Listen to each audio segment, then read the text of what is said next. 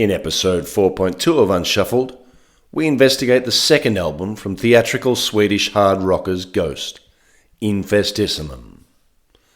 But first, let's hear from Seven Planets.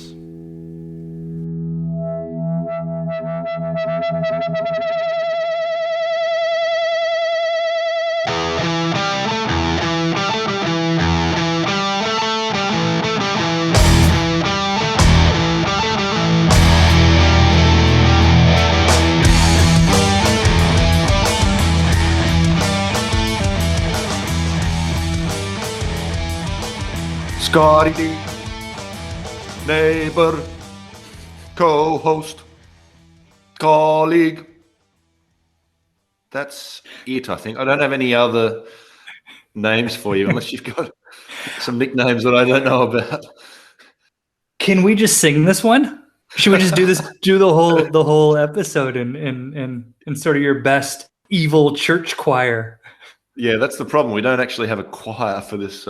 That would, if we could get a choir in, maybe we'll consider that for our next episode. It sounds like they barely got a choir too. I don't know if did you read any of that where the people were bailing left and right once they read the lyrics of what they were supposed to sing. I thought it was hilarious. Actually, I found it funny that they had to go to LA to get people who were willing to sing it. We'll get to the choir in a moment, but what a start! What a start to an album, huh? Yeah. Well, hey there, Matt. Welcome back. Hi, Scott. Hi, listeners. I'm going to jump in here real quick. So, because I'm curious to know, and we'll get there, all good things in time. But I want to know where you stand on this, because from my impressions of your thoughts of kind of where this was going based on the last album was that this album had a lot of holding up to do, or you were about ready to just pull the plug on Ghost and walk away altogether. Yeah, I must admit they lost me, and we spoke about the coffee cups, the moments where you're sort of taken out of the music and you start to question what you're doing. You know, why am I listening to this? And there were a few of those moments on the previous album, and it left me thinking, I need them to lift on this album. And I must say, first impressions on the first song, when I put it in, I just thought, wow, and it was the choir that gave me that, and it's almost been glossed over in some of the reviews I've read. A freaking choir. I don't think enough have been made of the choir. They sound great too, and what a way to start with this choir is incredible. And there's a mix of, there's some female voices in there. You know, they've taken that. They had a little bit of a churchy feel in quite a few of their songs on the first album, but now to bring in the whole damn choir, I think that was some way to make a first impression on this second album. The St. Trident Tenors of Tinseltown. That's the name of the choir. Yeah, that's the name they've written. I don't know that such a choir exists.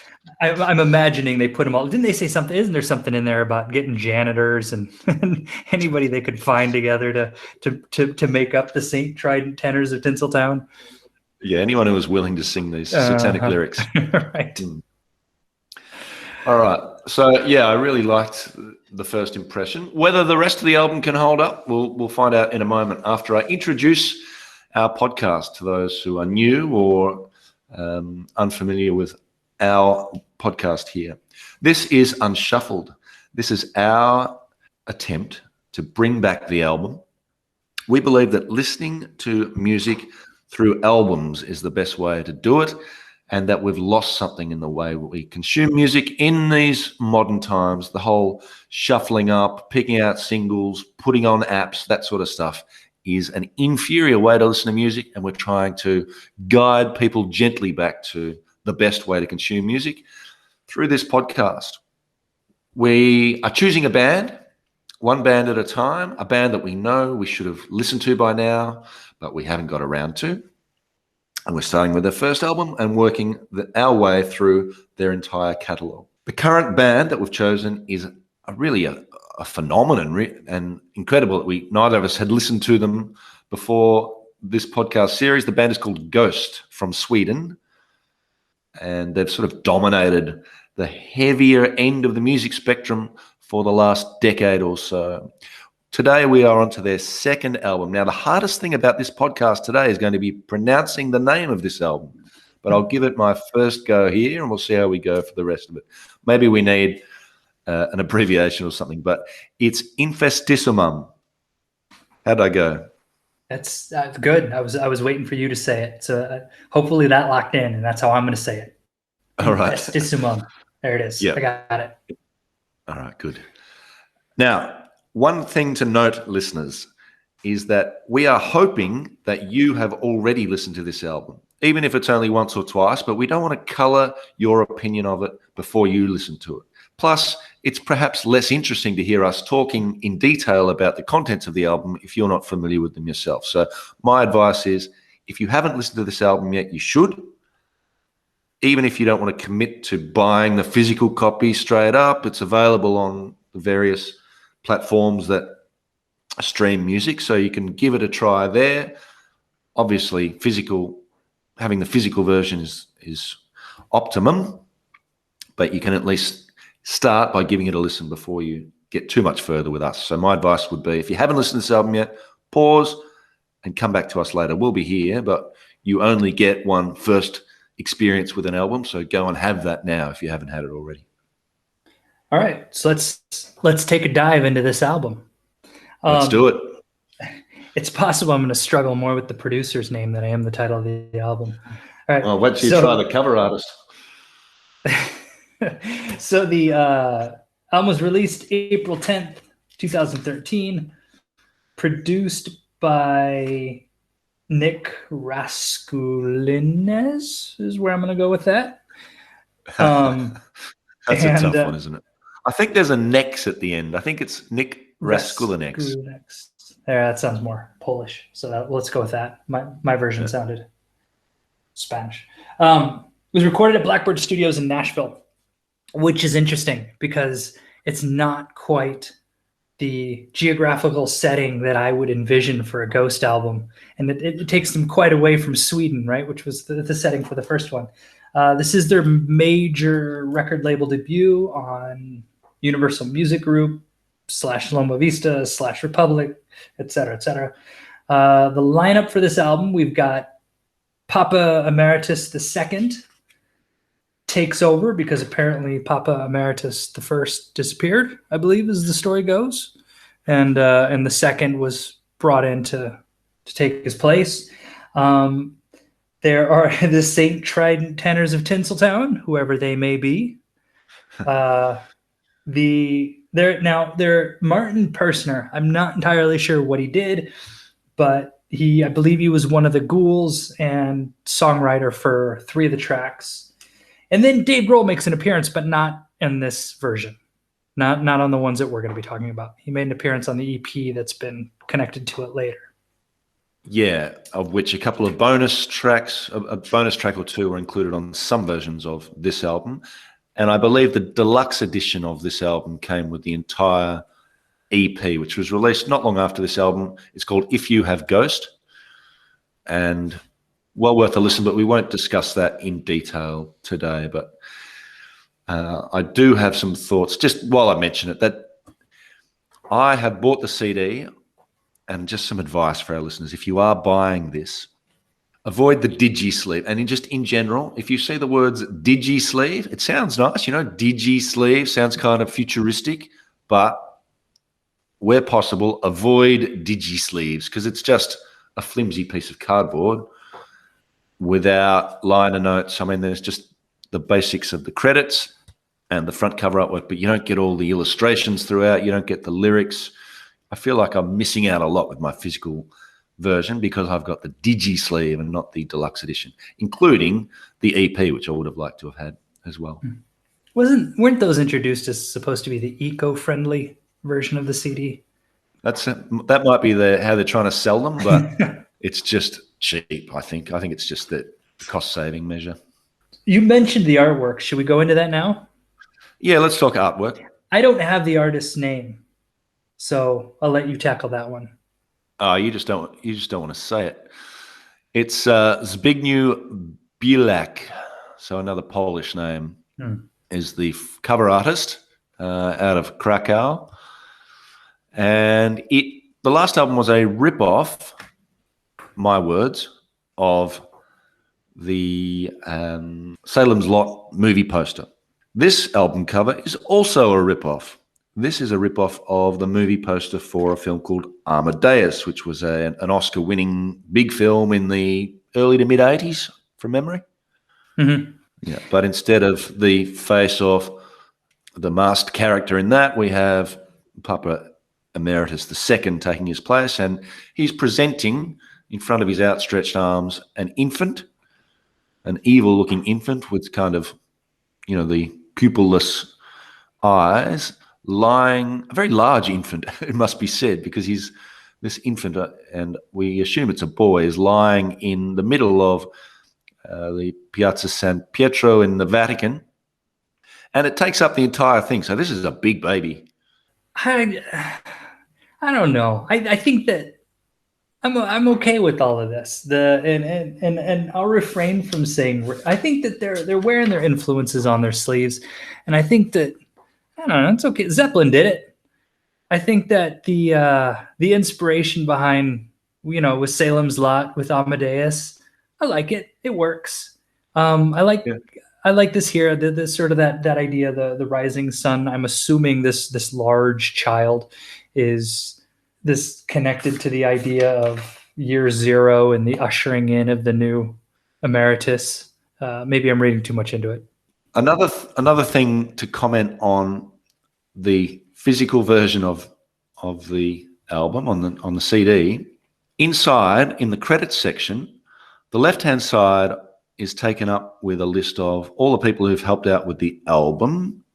So the producer, engineer, etc., artist, photographer. The right-hand side, and I think there's actually even more names on the right-hand side, is everyone involved in their legal, publicity, management, and booking teams. This band has become something much bigger than they were on the previous album. Not only is this their major label debut, but now there's a whole team of people behind them. They've got booking agents in North America. They've got marketing teams in the US, in Sweden. There's a merchandise company, and I imagine they move a lot of merchandise. They've got legal representation. They've got a team of accountants, publicists. They've listed their webmaster. So, yeah, this is as much a business as a band now, judging just by the credits on the CD. Don't they have Papa Emeritus bathrobes? Some ad wizard on the back there came up with that. One of those guys. Yeah, have you got yours yet? No, I don't, but that's genius. Yeah, with inbuilt mittens, I believe. Now, we must also comment, this is the only album in their catalogue, I believe, where the BC appears in the title of the band. Ghost BC is the official band name on this release.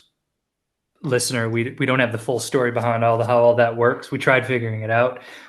Again, probably credit one of the guys on the back of the cover there. Yeah, one of the legal team.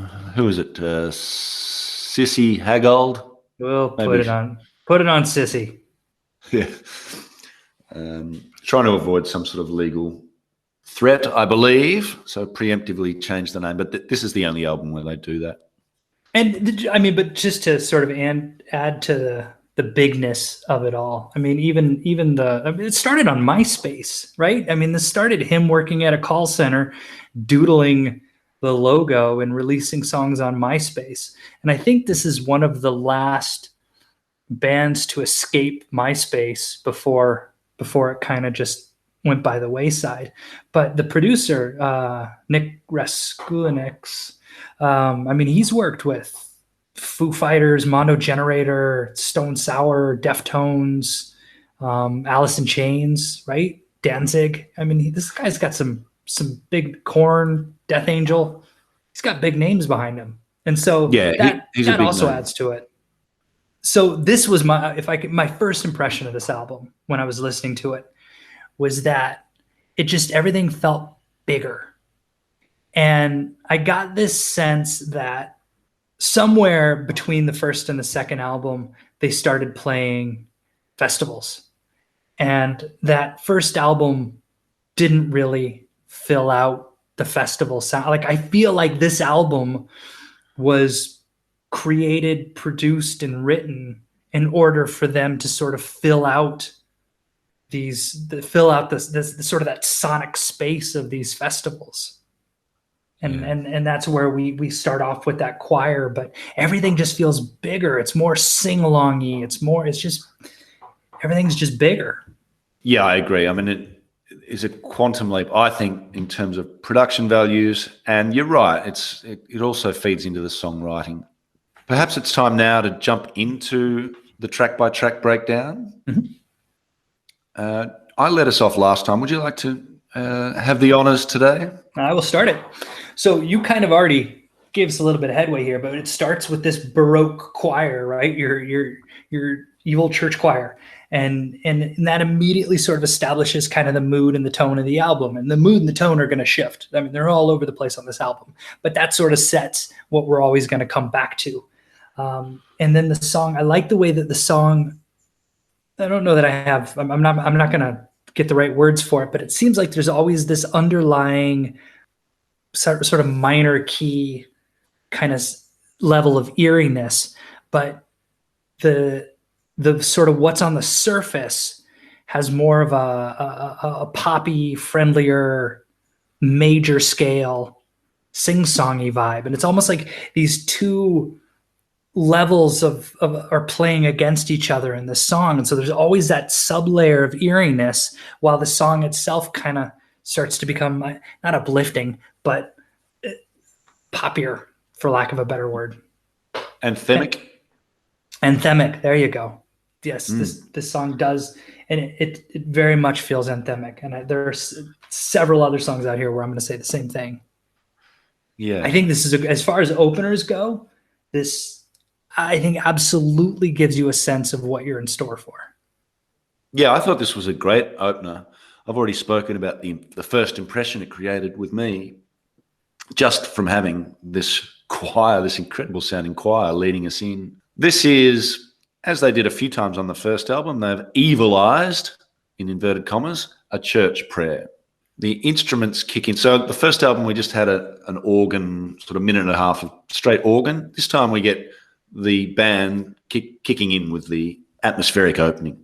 The instruments kick in after about 20 seconds. One of the things that stood out instrument-wise on this was the snare drum. I don't know if that stood out with you, but this really loud, driving snare that I'll come back to again throughout the album. But yeah, there's a really big snare drum sound.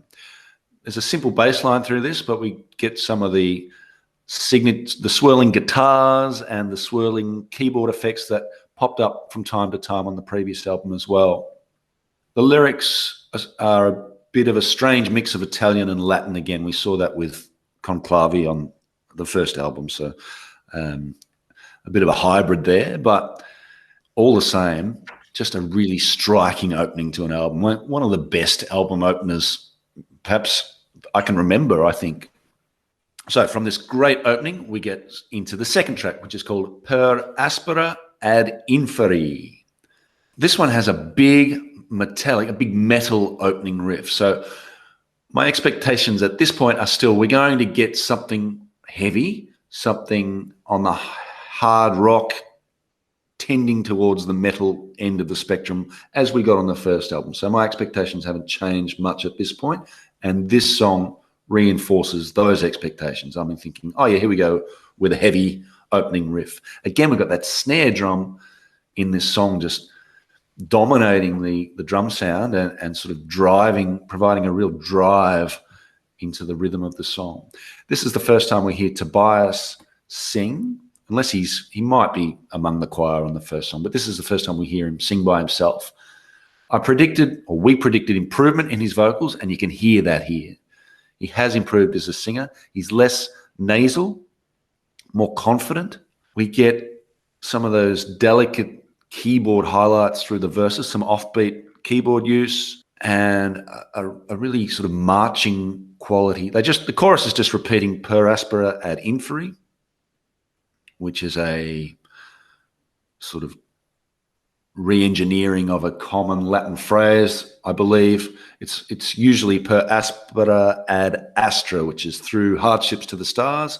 Here they've given it their ghosty twist and changed it to through hardships to hell at inferi. And this is probably the heaviest. This is probably the heaviest song on the album, I think. You better take over while my voice recovers. Okay, fair enough. There is, this song, there's a seamless lead in from track 1 to track 2. They kind of, the way they even, in fact, the anthemic, it starts with this heavier vibe, but it does pick up again. The chorus is anthemic. It's very much, this is the song, I think, where it dawned on me. It's like, oh, wait a tick. They're playing to a much bigger audience now than they were when they were the MySpace band playing in club basements. This is now taken on this bigger thing, and this is that song where I really got that sense of they're now filling in all the corners of the space that they're trying to play with, and they do, exactly as you said it. They come in on the just giving us that metal vibe at the very beginning to remind us what we're there for, but it's going to get a little bit dancey later on as we talk about. But yeah, no, I think that this, again, first 2 tracks of this album, I think, are outstanding. Just on the lyrics, there is one, tanning in Lucifer's beams, and it's not the only time they mention the sort of rays and beams that emanate from Lucifer. I didn't realize that Satanists actually utilized those beams in such a way, though, for tanning purposes. Which made me think, have you ever seen a Satanist at a tanning salon? That's why. Have you ever seen one at a tanning salon? I don't know. I'm trying to, in my mind, my vision of a Satanist, they're usually pretty pale. Well, it's not from, maybe they just put sunscreen on. I'm not sure. So that's going to take us into Secular Haze, which starts off kind of giving this sort of twisted carnival vibe, right? Yeah. With kind of that very beginning opener. Again, they're playing with those key changes in the song, that sort of dancing between the minor keys and the major keys, and sort of that layer of eeriness while it does get poppier. And this I think is the first song I've heard from Ghost that feels like it could be a single. Like this could be a radio single. And I feel like this song, it kind of has that, the vocal melody is almost chant-like, but there is kind of just this pop feel to it, and it feels like something that could be played on the radio. This was the first single, I think, released off the album, which was a little bit of a surprise to me. But yeah, there is a music video that goes with it. Link to it in the show notes. You'll find it on our website, as always, listeners. I've seen a review or two describe this as sounding like circus music, and it does have a carnival feel, partly because of that organ grinder sound in the keyboards. But I think the biggest thing that stood out for me was this is a waltz, and it's not something you hear much at this end of the music spectrum. You don't hear many waltzes in heavier music. It's that snare drum that drives the waltz here. So the offbeats of the waltz, you hear that just slamming, really dominating sound of the snare drum, and also some snare drum blast beats at the key transitional moments throughout the song. I really like it. My first reaction with this song was, I can't like a waltz. I'm sorry. The last good waltz was written by Johann Strauss, as far as I'm concerned. You don't hear many waltzes for good reason. It's hard to dance unless you're going to do the Pride of Erin to a waltz. Having listened to it now a few times, it has grown on me, mainly because of those choruses. There's quite a delicate, dreamy nature to the choruses. The Weaver submissed Fog Weaver. I like the lyrics there too, by the way. I think that's the best they've been lyrically so far. And yeah, the way we get some mood changes throughout the song, some nice bass lines throughout. to me, this was almost something like an indie rock band might release. You know, it's got that experimental nature with the time signature. It's a very bold song, firstly, just of itself, but also a really bold choice, I think, to release as the first single off their new make or break big album. A sign of confidence, I suppose, from the band. So, yeah, I quite like this song. This was a real grower once I got over the, hang on, this is a waltz initial reaction. It ended up growing on me. Yeah, I saw it as a sort of bold and confident move from the band. So I'm liking this album so far. So the next song is called Gigolo Har Megiddo. Now, Googling helped me with the title here. Gigolo, well, we know what that means. Most of us do. If you don't, you can Google that. But Har Megiddo is some Hebrew. Megiddo is the ancient city in Israel, which was the site of the events in Revelations in the Bible. Har Megiddo, I believe, means the Mount of Megiddo, which is the mountain nearby. Har Megiddo has been, you know, in English, the word we use for Har Megiddo is Armageddon. So this is the sort of ancient form of the word Armageddon. So a bit of a history lesson there for our listeners and for me. I learned something new with that. Again, like with the previous song, this is not metal, far from it. It's got a real swinging groove. I actually picked up a bit of a Broadway show tune vibe to it here. So a real swing, you know, through this one. There's some of those Genesis, and I say Genesis, not the band, but the song off the first album. Those, you describe them as computer game keyboards. So we hear some of those coming back here in the background on the keyboards. I think there's definitely the makings of a good song here. And there's an acoustic version of this song that I think is better than this version. Again, a link to that in the show notes. You can see how good this song can be. But, and there is a very big but on this song, and not in the Sir Mix-a-Lot sense of big buts. Here's the big but. The lyrics are awful. This is my first coffee cup moment on the album. This really could have been a good song, but the lyric, it's basically a, 3 or 4 minute penis brag. This was my first coffee cup moment. This was my first, hang on, I'm not buying into this. This is silly. What a shame, because it had the makings of a good song. Your thoughts? Yeah, I agree with you on the lyrics. And I also agree, it felt like almost like you said swing, but like a swing punk. There is also this sort of punk feel to it, where I'm feeling their influences here a little bit. And here's the other thing that really is frustrating me about this song is it reminds me of another song. It reminds me of another song so much that it's distracting. And I still can't, like I've spent the last several weeks now trying to figure out what song does this remind me of so that I could say it here now. And I still, I still don't know. And every time I'm listening to this song, I get so bogged down in what the hell does this song remind me of? It reminds me of, I've heard this song before, not the Ghost version. I've heard there's some aspect of this song that's coming from somewhere else, and I can't pinpoint what it is. Okay. It'll come the moment you stop trying to think about it, it will come to you. So perhaps you can tell us in one of the next podcasts when it does. But yeah, this song is one that if I'm going through the album, I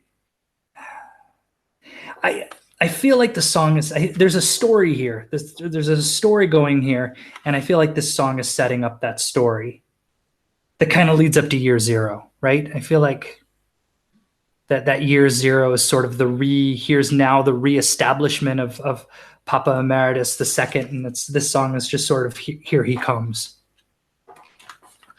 Is the feeling I got from it.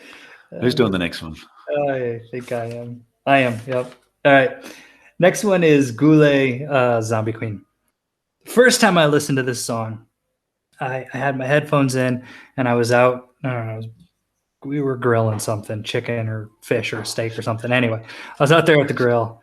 I heard this song and I was like, all right, next. And then I went back and listened to it again. I was like, all right. all this is to say, I won't continue to give you the evolution of my listening to this song. I think this might be my favorite song on the album. I really, really, really like this song. I did not like this song at the beginning. I didn't have the patience for it. And now in retrospect, and now that each time I listen to it, this is the one. If I wake up in the morning and there's something in my head, I'm zombie queen, right? I'm waking up with that in my head. I really, really like this song. And I found this quote where Tom Petty in '92 said, there's a lot of rock out there, but not much roll. And I feel like this song, that Zombie Queen part, that brings roll right back into rock and roll. It's just got that sort of that, I don't know, there's a dancey beat to it. It goes from this sort of kind of morose, again with the minor key, the piano haunting, and then it's the way that it gives way to this big, just massive, again, festival crowd sing along.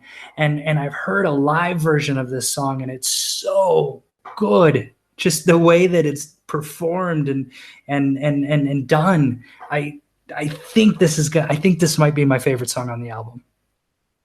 Yeah, this is a great song. I love it too. I was a bit quicker to love this song, actually. I think I liked this from the first listen. It is their longest song so far. It's 7.5 minutes. If you combine, it's kind of two songs merged to one.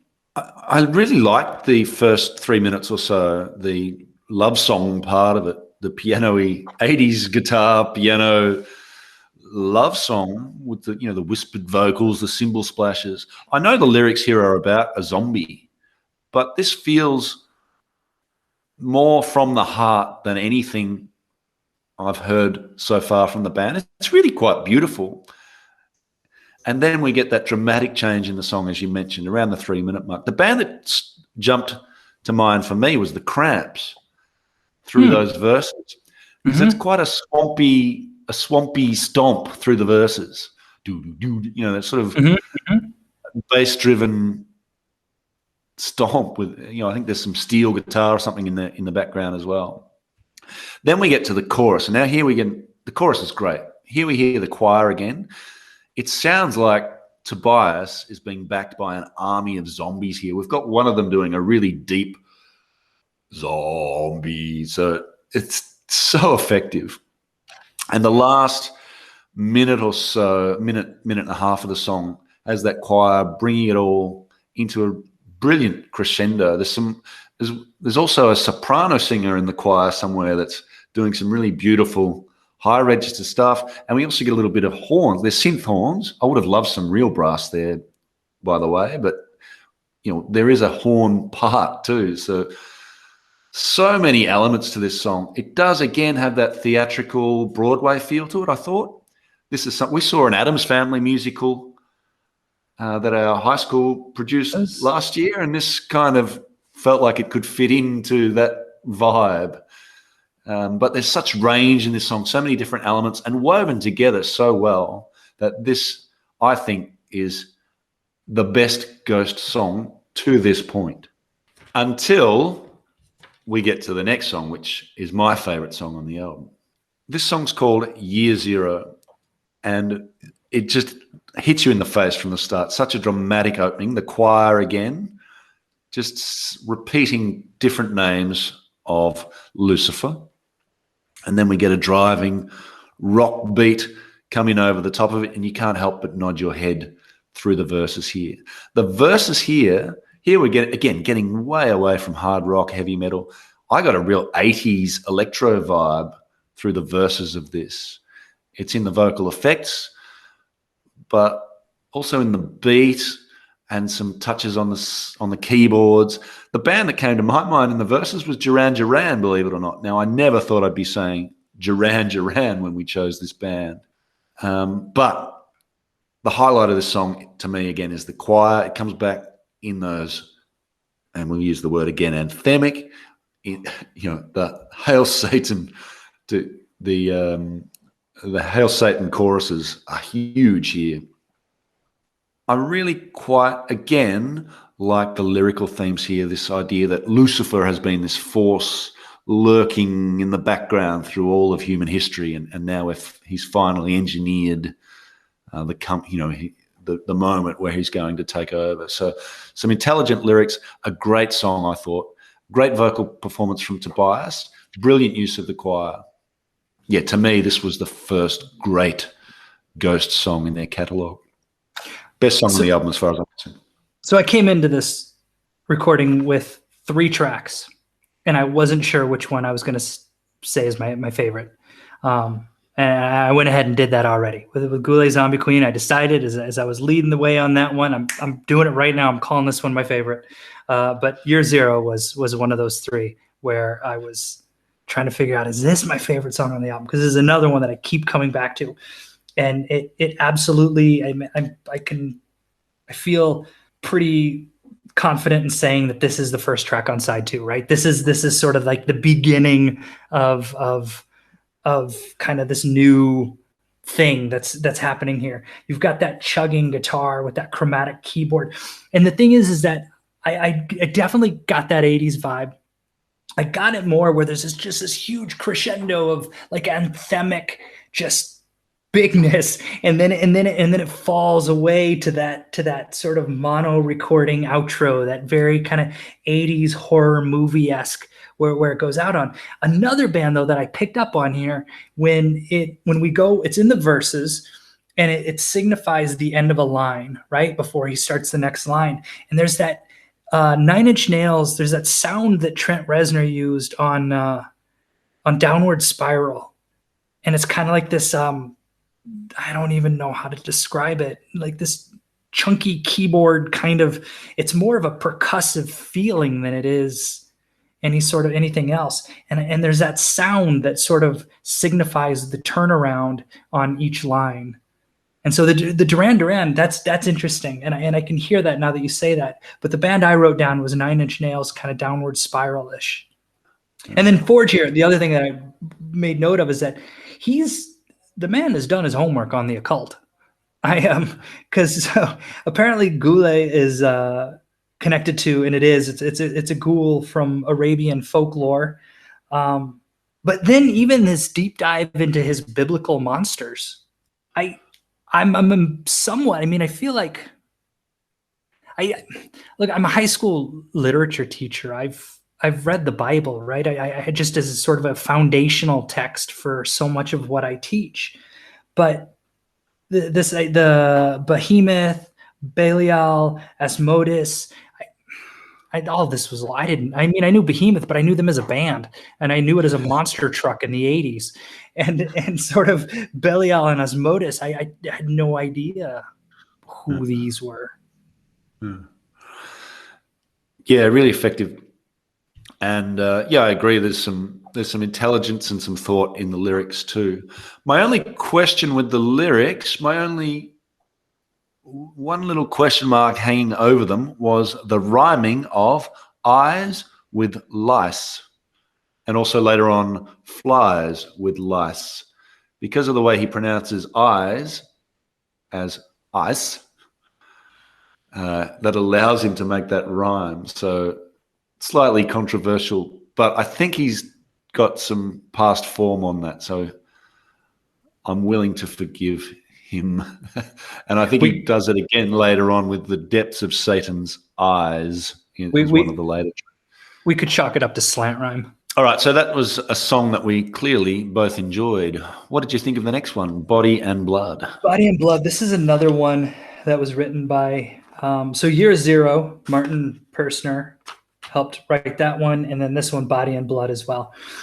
This one takes an interesting turn from the opening. The few seconds of the plucking of the strings, and then sort of that crushing power chord that comes in, and it gets bouncy, and it's got splashy hand claps that sort of punctuate the chorus. This is another one where I've heard them do it live, and it's just a big old happy sing along as everybody's singing along to the lyrics, and doing the hand claps. And I could see where a religious group at a ghost show would get somewhat nervous when they see all these people gleefully singing along. Yeah, it's definitely catchy, isn't it? Any bands come to mind on this one for you? Not that I wrote down. Okay, because the one I wrote down was the Dandy Warhols. There is a song of theirs, We Used to Be Friends, that has those hand clappy things through the chorus, I think, and a really similar vibe between. I saw a lot of similarities between that song, which is everywhere now. You know, they use that on advertisements and computer games, and I mean that was a huge song for the Dandy Warhols 20 or so years ago, 25 years ago, whatever it was. I feel like there's a lot of that. That's that happy vibe to it comes through in here, and the hand claps.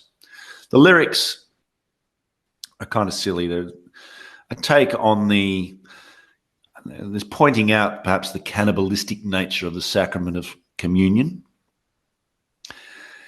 which I guess was an interesting thought bubble. I don't think it really worked lyrically. So a little bit coffee cuppy here. It's a short song. Perhaps mercifully, I don't think it's one of their best, and a pretty major come down after the song that came before it, Year Zero. The next one's called Idolatry. Now this, thanks to one of I can't remember which review it was, but thanks to one of the reviews for pointing out that that word is a portmanteau, which are when we sort of jam two words together, like brunch, which is also jamming two meals together. And there's a whole, there's plenty of podcast is a portmanteau. So here, idols and latrine. So again, there's that. We've got a bit of a toilet humor coming in here in the lyrics. Again, Broadway came to mind with this one. It's a very light and breezy, more of a foot tapper than a headbanger, this song. There's some good stuff in here, some nice keyboard highlights, some melodic vocal harmonies. One of their signature melodic guitar solos, a really breezy feel. I actually don't mind the lyrics once you dive into them, once you get past the title of the song. It's okay. I prefer it to the previous song, but again, not a standout track by any means on the album. Your thoughts? Yeah, I have a little toe tappy. That's what I have that written down. The sing-songy suffer little children. That's a bit too much. We've got bouncy drums. Here comes that snare again, which kind of really just sort of takes over here. The toilet humor, I guess, that you had mentioned here. The portmanteau with latrine, defecate in the last song. It's 7, 8, and 9, kind of where you had talked about sort of on the last album. It kind of dove a little bit deeper into the sort of high schoolish sex jokes. This one, I think this is like his trio of poop jokes. Where we've got 7, 8, and it kind of comes into play here. But again, the lyrics, you're right. I mean, they're better than what was going on in the last song, which leads us into Depth of Satan's Eyes, and or is it Satan's Ice? I don't think Satan's Ice would be very deep. Do you? There are not enough songs about farts. as I'm looking at verse 2 here, the swamp of feces that is the world flatulates a whirlwind storm in which you swirl. I don't know. Devil's farts don't come up enough in songs. Imagine they're quite sulfuric. And you kind of, so I think this kind of ends the trio of that. And you've got but again, we've sort of this major scale at the surface, but then there at the subsurface, you've got that keyboard kind of just mimicking that tolling bell in the background, and it does keep it ominous, right? There's still sort of there's always that underlying sense of that eeriness and that ominous, and I think they do a really good job of that, of always kind of keeping that at sort of the surface, and no matter how much they kind of bring out sort of the sing-songy anthemic at the more higher levels. Yeah, I agree. I mean, this is certainly a heavier song than the last two. I really like the main riff in this song. It's a nice heavy riff, bit of swagger to it. There's some nice bass work throughout this song, some sort of jaunty bass line underneath it. Satan's Rays get a mention here. Remind me to buy a good pair of Ray-Bans if I ever happen to Meet the Man. It's been criticised, this song, as a bit repetitive, but I didn't find it so much. I don't mind a bit of repetition. If you've got a really good riff, then just, that's what riffs are for, right? That's why we say we riff on things. We repeat, we find something good and we repeat it. To me, this was the best of this, what I'd call the second tier song. So it's not one of the show-stopping big ones on the album, but as far as the next tier of songs go, I think I enjoyed this more than any of the others. But we do come up now to another top tier song to finish the album. So the last song on this is called Monstrance Clock. And yeah, I love this. This is a great way to finish the album. It's the culmination, if you'll excuse the pun, of the procreation theme that's been underlying this album throughout. It's got a really eerie build-up and a little bit of that swampy feel that we have picked up on. Perhaps it's a bit of Nashville seeping into the album here. But really the bass line drives this song. It's a great combination of elements. We've got that snare again, keyboard, 80s synth, harmonies, bass, all of those things that we've now come to associate with the Ghost sound appear on this song and are combined really well. The lyrics are about a church ritual with a difference, but the last minute and a half of this song is just the choir and the organ singing "Come Together for Lucifer's Son." It's a hypnotic and beautiful moment, and a great way to finish the album with that choir and the organ taking us out. At this point, they've won me back. There's a few weak songs on the album I recognise, but the strong songs on this album, and this is one of them, have done enough. Not for me to say this is a great album, but for me to say I can't wait for the next one, and I'm back. I'm back in on this band, and well done with this song and with the other two or three great songs on this album. Well done, Ghost. I was getting worried. I wasn't sure if we were going to be able to listen to the third one. If the podcast is going to be us, different band. This was the. I told you that there were 3 songs I was wrestling with as to which one was my favorite. This is the other one. And you had mentioned when you were talking about Depth of Satan's Eyes that you said this one's not a showstopper. This one, Monstrance Clock, I think definitely is a showstopper. In fact, it seems to be one that they'll often end their performances with. I've heard this one also live, and it's just so good. And that the chorus it had to be written this had to be written for these moments, right? And this is where they just sort of bring everybody together. They end the show, they do the big thing. There's the marching, sort of that rhythmic marching drums. The keyboards, I wrote down the band Boston. I don't know why. There was something about the keyboards that reminded me of Boston. I think as a whole, I feel like side B is weak as a whole. But the opening and the closing tracks on side B are, I think, 2 of the best songs that this band has done in the last 2 albums. And so it's interesting that, the I feel 7, 8, and 9 are kind of filler. Whereas Year Zero and Monstrous Clock are both just so good. And both of these, incidentally, were co-written by Martin Persner. Oh, there you go. Well, there we have it. Yeah, we're through the track by track. So we've both mentioned our favourite tracks already. Do you want to give a sort of summary statement about the album? I mean, you kind of capture it there, I think, some weak songs, but some standouts. Anything more you want to add?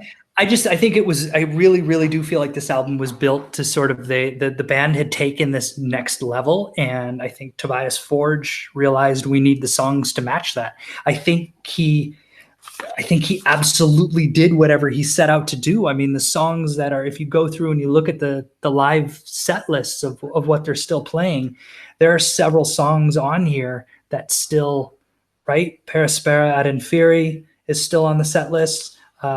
Secular Haze, Goulet Zombie Queen, Year Zero, Monstrance Clock. I mean, those are all the strong standout tracks. And I think that they hold up very well for this new era of Ghost, the Papa Emeritus, the second years, if you will. Yeah, a lot of the reservations that I had with the first album have carried through into this. There are some lyrical problems for me, and I did have a few of those moments where I just had to almost look away in embarrassment for for the band and for what I was hearing. But the strong moments on this are so much stronger, I thought, than on the first album. I'm really now looking forward. I think hopefully we can eliminate the real weak spots, especially in the lyrics on the next album. I think we're going to get closer and closer to having second tier songs that at least do justice to the quality of the top tier songs. That's my hope for the next album anyway. But I am back in with this band. I'm now conscious of the fact that, yeah, they can write some great music and things that stay with you after you've listened to it. You know, I've been humming Monstrance Clock. You know, there's a lot here that has just stayed in my mind well after the listening's been done. And I think that's a good sign for a band and an album. We haven't mentioned the production. One of the criticisms of this album is the production. There's talk of clipping. There's talk of, you know, in one of them, there was an interview I saw with a Nameless School where they said, yeah, we'd really like to go and remaster that. We don't think it was a great production job. I don't think it's Raskulinec's fault. I think a lot of the production was done before he got his hands on the recordings, and he just did his best with what he was presented with. But personally, I got to say, I don't have the same complaints that some people have with the production of this album. I thought it was a really nice sounding album. I didn't, you know, perhaps I'm just not listening to it on the quality of sound system or something where I can pick up the clipping. Did you pick up any of that sort of stuff? I didn't, but it was interesting to me that, I mean, when you look up the studio as to where it was sort of recorded and where all the work was done, it's 3 different studios. It's from the MySpace days. I wonder if he didn't have sort of these kind of rough tracks that sort of all kind of just everything got worked in later. And I think that all of that will be, I think this next, starting with the third album, my assumption is it's going to be the process will be a lot more smooth and cleaner. Yeah, and I think it's a big thing to ask a producer and a mixer to put his stamp on an album, but not to be there for the entire recording process. I think perhaps if there are criticisms of this, I wouldn't pin them so much on Raskulinec, who we know is an excellent producer. I would pin it on that disparate nature of the way the album was recorded and the fact that he was presented with an almost finished product and asked to sort of weave it together at the last minute. One thing we've not talked about, and this is just a thought I'm having going into the next album, is that I find the third album of a band is always telling. Right? That's where that first album is kind of, these are the songs that you've been working on for, you know, forever in theory. And then that second album is kind of finding your footing. And then that third album is about maintenance. But what do? Are you now on that third album? Are you still taking chances, or are you now kind of just resting on your laurels and saying, well, this got us here, so let's keep going with this? And I find that the third album, if you find the third album of any band's trajectory, is always the most interesting one I find. I don't know. That's where they sort of kind of continue to figure out where they're going with this. Yeah, I think you're right. And they can't draw on that well of pre-written songs so much. They have to sort of go through that process again and see if they've still got the magic. The third album, just reading ahead a little bit, seems to be the one where they certainly went to a higher level, to perhaps stars, but I think the third one is where they took another leap and became superstars, and where you got, you know, your Metallicas and things jumping on board and huge recognition around the world on the third album. So I'm hopeful for the third one, really hopeful that we're going to get more of the good and less of the bad. Should we band Brownlow this? Yeah, let's do it. So yeah, we've got a slightly, if you haven't listened to our first podcast, we've got a slightly different method for this, where we just nominate instruments rather than people, because most of the band members are anonymous. So yeah, we're just going to pick out some instruments. So yeah, you want to take us away? I'll start this one. So I gave vocals, all 3 this time. Last time I think I gave it to guitar, but I'm giving this I one to mean, vocals. lead vocals. Lead vocals. I feel that it's definitely improved. It's definitely better, and it's definitely sort of now the second one.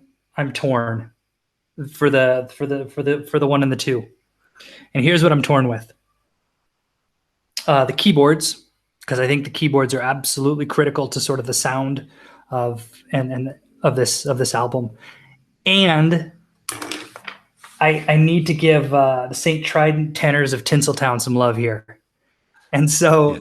I've not yet decided who gets the 2 points, but I'm going to give it to the choir. I've just decided right now. Choir gets 2, and I'm going to give the keyboards 1. Okay. All right. I'll go in reverse order. So I'll start with my 1 vote, my least of the 3. I'm going to give that to the vocals of Tobias. We were hoping for improvement, and we got it. I think it's a strong vocal performance, and yeah, he's becoming a really strong lead singer. To his credit, well done. I'm going to give 2 votes to the bass because a lot of the songs I think are driven by the bass. So I like the mixing on the bass here, and I just like the fact that that's what drives, as a good bass should, I suppose. But I find a lot of these songs are bass driven in combination with that snare, but I'm not going to give it to the drums because it's just so dominated by that snare. But I'll give 2 to the bass. 3 votes I'm giving to the choir because in 5 or 10 years' time, when I look at this and pick it up and think I'm going to have a listen to that again, the thing that's going to draw me back to this is just the choir. In a way, it's kind of having the choir has kind of ruined some other albums now that I think back and think, man, that would have been great with a choir. I've been listening to metal, for 30 plus years now, and I just think of some of the great metal albums that could have been even greater if they'd had a choir leading them in or backing them throughout. It really suits heavy music and gives this whole album a much, almost at times, some of those 70s horror films. There's the soundtrack to The Omen was huge at the time. I think it won an Academy Award, and that had the choir. And it's the choir that gives this album, or to me, that sets it apart from your average album. It's just so striking, and they use it so effectively. I'm kind of surprised. I thought you were going to give the drums. I thought they were going to get your number 2 spot. No, I mean, I like the drums. I love them. I do like the sort of marching quality that the snare drums give, but I need more from a drummer than just a snare for them to get into my Brownlow votes. All right, so it looks like the choir wins this album. 3 well votes. Done. Well done, Janitor John, or whoever that choir was. All right, so the next album is Meliora. Looks like it was released 2 years after Infestissumam, 2015. And there's also some EPs that have been released. There was one released not long after this that I believe comes with the deluxe version, which is where the Dave Grohl Nexus happens. And they cover band, we spoke about a really diverse mix of styles on this album, and you can hear it coming through in the bands they're covering. So we've got ABBA, Depeche Mode. There's a song called If You Have Ghosts by Rocky Erickson, who was a psychedelic rocker who I had never heard before. But it's a great cover, and the original's really good as well. I'll put a link to that in the show notes. But yeah, as they're releasing these big albums, they're also putting out little EPs here and there. But if you can pick up the versions of the albums, often you'll find the corresponding EP around that time in the deluxe edition, which I've got on the next album. Okay, so that brings us to the end of our little show. Thank you, listener, for sticking with us as we've covered this album in depth. One that we've both enjoyed with some reservations here and there, but certainly now has set the scene for the next album, which we're really looking forward to, and hopefully you are too. So stick with us as we continue this journey with our chosen band, Ghost. As always, you can find our show notes on our website, unshuffledpod.com, as well as each episode gets posted there. So there's, if you're looking for an easy way to find our past episodes, you'll find them at our website. We're on Twitter also at unshuffledpod, and we have an email account, and we'd love to hear from you through any of those channels. Our email is unshuffledpod@gmail.com. Thank you to the band Seven Planets. The opening and closing of this podcast, you hear their great song Vanguard off the album Explorer. Really well worth checking out. You'll find it at the Small Stone webpage on Bandcamp, or go to the Small Stone website. Really great label too, with plenty of other bands, including Seven Planets, so be sure to check those out. Been a pleasure as always, Scott. You can go and enjoy your day now. Thank you. Cheers, Matt. And you enjoy the day ahead of you. And thank you, listener. And let's get going on Meliora.